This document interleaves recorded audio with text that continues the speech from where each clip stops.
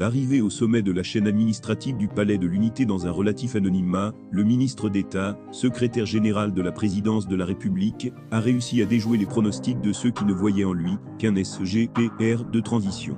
Car en effet, celui pour qui le président Paul Biya avait pris au dépourvu les érudits des sciences politiques, cumule aujourd'hui 13 années sans discontinuer à ce poste de responsabilité névralgique, auréolé d'une élévation au rang de ministre d'État en 2018.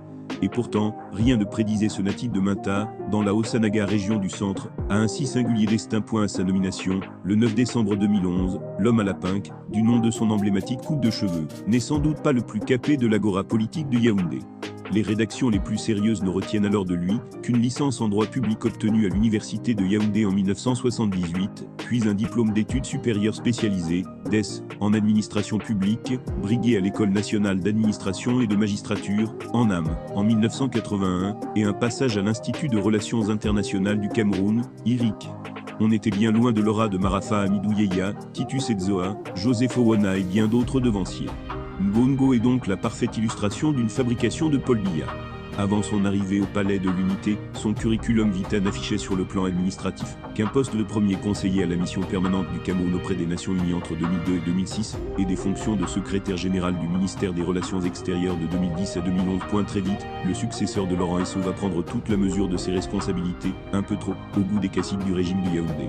Sur hautes instructions, si la coordination de l'action des administrations rattachées à la présidence de la République et le suivi de l'exécution des directives édictées par le chef de l'État relèvent du portefeuille du SGPR, la méthode Ngongo est loin de faire l'unanimité.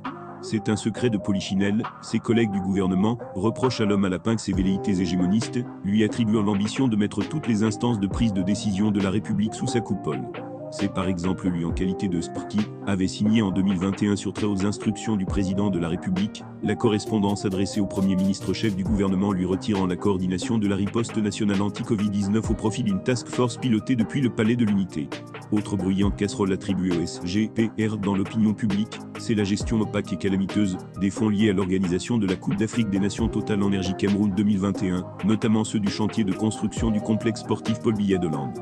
L'utilisation, un brin abusive, de la délégation de signature consacrée par la formule sur très hautes instructions du chef de l'État, ont fait du ministre d'État secrétaire général de la présidence de la République, le vice-dieu tout en confiance contre toute attente. Ferdinand Ngongo bénéficie toujours de toute la confiance du président Biya. Le sphinx Paul Biya, avare d'appropriation ou de réprobation publique, a tout de même conforté son SGPR au cours d'un aparté public assez singulier par la posture de Ferdinand Ngongo au cours de la cérémonie de présentation des vœux des corps constitués de l'État au président de la République. On le disait au bord de la rupture que non. L'affaire Savannah qui a brouillé les rapports entre le Cameroun et le Tchad est venue le remettre en scène.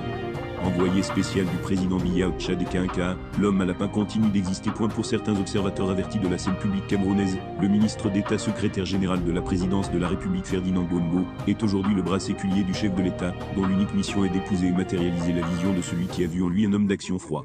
Par contre, d'autres estiment qu'à force de chercher le soleil, il va sans aucun doute se brûler les ailes, comme Icare et la chute sera brûlée.